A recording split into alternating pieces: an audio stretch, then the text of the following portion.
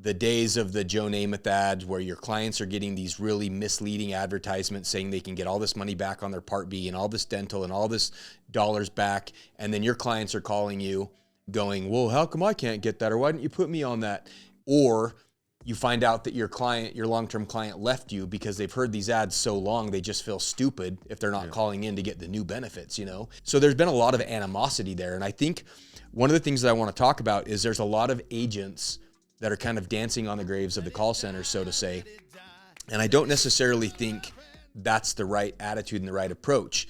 And I would say that the modern call center, the modern people who are doing business over the past 2 years are doing it in a much, much heavier regulated way. The scrutiny is so intense.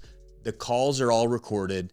They're held to such a high standard that it's a much higher standard than most of these field agents are doing. I'll just put it that way. Yeah. You're not having all your sales interactions at the kitchen table recorded. Nobody is there listening to your QCing everything, making sure you covered everything. So, don't be too excited there, buddy, about thinking that you're so much more superior. And what's really happened is the industry is no longer able to sustain it, even in its current state, because the market economics don't work, right?